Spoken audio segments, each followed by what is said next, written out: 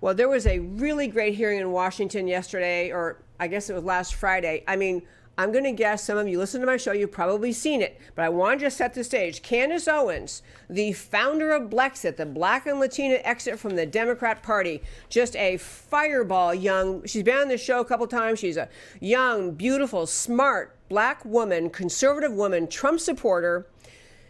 In Washington, the House Ways and Means Committee, a subcommittee, the House Ways and Means Committee, held a hearing last week on alleged white supremacy. And they called in two white, prissy women professors to just, melt down with their virtue signaling sadness over the extent and the outrage of white supremacy in this country. Of course, a Democrat majority House is using this to send a message to Black America that Democrats, we see your problems, we see your woes.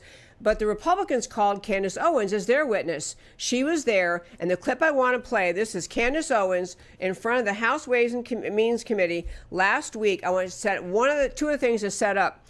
In her opening statement, before you hear the clip I'm going to play, which you will love, but in her opening statement, Candace Owens actually said, of course, white supremacy is indeed real, but added, despite the media's obsessive coverage of it, it represents and here are her words, it represents an isolated, uncoordinated, and fringe occurrence within America.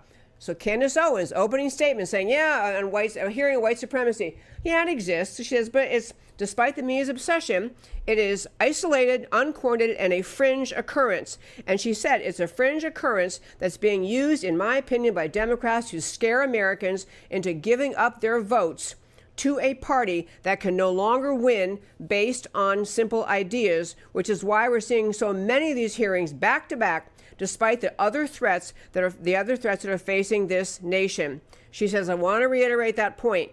White supremacy is real, just as racism is real, but neither of the ideologies are real in this room. They become mechanisms for the left to continue to call hearings and to distract from much bigger issues that are facing this country. So, with that, I want to play this. You'll hear first these two women, these women professors white professors called in to talk about white supremacy and how terrible it is. And then you'll hear Candace Owens on fire. Thank you, Matt. I just have to say that I object strenuously to your use of the word hilarious. To me, this feels a lot like your reaction to being named in one of these manifestos. Now, you're, of course, not responsible for the words of somebody writing that document.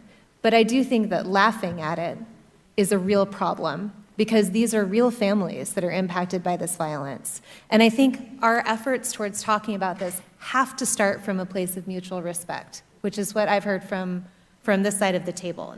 Ms. Owens, obviously this is a gang up on you. You know, we're giving these witnesses the ability to do a rebuttal on you.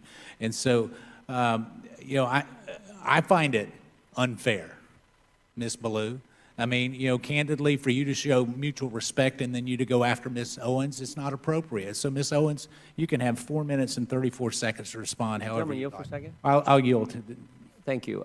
I believe, Ms. Owens, when you used the word hilarious, it was referencing the fact that no one had asked you a question. It wasn't to the subject matter of the hearing. Is that right? That is correct. And to have another witness insinuate something that is not accurate is just not appropriate, Mr. Chairman, for how witnesses are supposed to behave in front of this committee. I also think you didn't say it doesn't matter about the subject matter of today's hearing. You said there are other subjects that matter as well, and maybe we should spend some time on those. Is that accurate? That is correct, and they matter much, much, much, much more. And I've said that. I said that in my opening, and I will say it again. You know that white supremacy and white nationalism is ranks nowhere near the top of the issues that are facing Black America. And the reason that you are bringing them up in this room is because it is attempt to make the election all about race, as the Democrats Not in my case, Ms. Owens. I'm sorry. Please do not characterize my motive. Mr. Chairman, it's my time. Yeah, it's my time. You've got your time, Mr. Meadows. I'll give you 3 more seconds.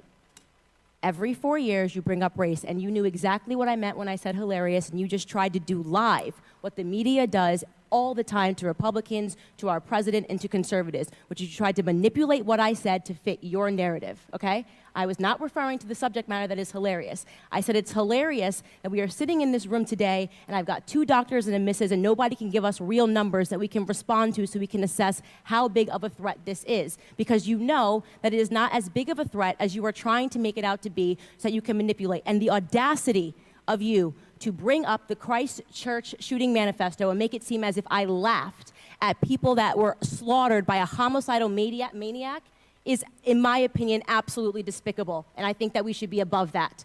To try to assign reality or any meaning to a homicidal maniac writing a manifesto, which, by the way, let the record show, also stated Spyro the Dragon, the child's cartoon, as a source of inspiration. He also cited Nelson Mandela as a source of information. I don't think that Nelson Mandela has inspired mosque shootings. You can correct me if you think I'm wrong.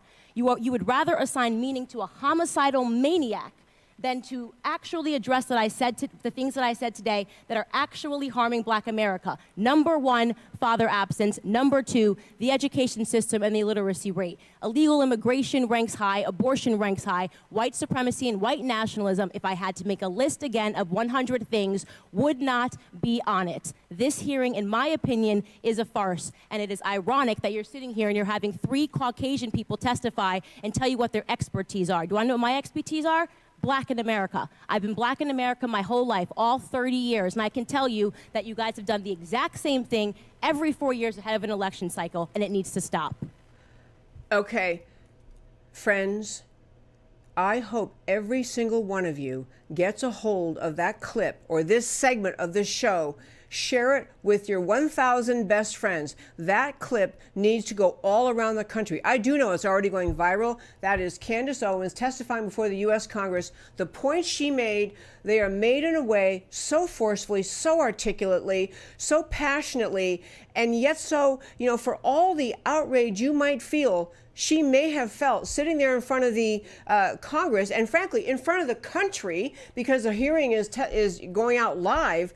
She's sitting there in front of the country being mocked by 2 virtue-signaling white prissy women professors who are trying to claim that white supremacy is a big problem in this country. And she, speaking from the virtue, she said she's been Black her whole life for 30 years. It wouldn't even make the white supremacy issue in this country, would not even make the top 100 issues of concern to her that impact and hurt the Black community in this country. Yet, and she was responding to them who were these ladies who were deliberately lying. Do not let them say, well, we might have misunderstood what you meant. They were lying. They were trying to get America to think that she was mocking or laughing about incidents involving white supremacy. Obviously, she would not do that. She did not do that. And then these women actually raise the issue of the, as Candace calls him, homicidal maniac who killed a bunch of people at Christchurch, and somehow attach her to that, although they try to say, well, we don't mean to attach you. I mean, these people went after her personally, viciously, and just 100% dishonestly. I cannot commend Candace Owens enough for her composure, her intelligence. She was amazing in being able to hold on to all the arguments that they'd made, all the unfairness, all the ludicrousness, the moral idiocy of the leftists sitting in that room. And she clearly was bothered. Clearly, she was rattled, but she was clear, substantive, specific, and just knocked it out of the park. And the job of every patriot in this country, you've got to share that clip with everybody you know. Share this segment. Tell people this is what's happening to people who tried to speak the truth. That's all she wants to do. Is she want to go to Washington to say, if you're concerned about white supremacy, and she's called as a witness by the Republicans, and because the Democrats want to hold yet another hearing to discuss and grotesquely exaggerate, as Candace Owens says, the problem of white supremacy in this country. And Candace Owens wants to say, you want to know really the problems that are hurting Black America? Fatherlessness, where she goes through them many, many times in her testimony and other of her remarks: fatherlessness, the destruction of the family, the substitution of government for the place of the father and the parents and the home. So we have social programs that facilitate the perpetuation of the welfare state instead of inspiring people to become independent and able to care for themselves. She deliberately and repeatedly attacks the Democrat Party, pointing out that they raise race. You get near every election cycle, every time that there's a big election coming, and they have been working all the time since Trump won his election to plant the lie in the hearts and minds of the American people that this is a country filled with white supremacists, filled with racism, and grotesquely exaggerating the numbers and the impact. And to be clear, Candace Owens is saying, obviously, there are some people that entertain that mindset, that do think that way. But thank God for Candace Owens that she's making the point that literally most Americans know. I think of every background. Most Americans know, as she said, this white supremacy, this is back to her opening statement, it is isolated, uncoordinated, and a fringe occurrence within America. But she rightfully and just beautifully calls out the ugly intent of the Democrat Party in this country to stir up fear and hatred in our culture, in our country, to cause Democrat voters to be afraid to step off the Democrat plantation. It was brilliant. You got to share that segment. Thank God, truly, thank God for Candace Owens.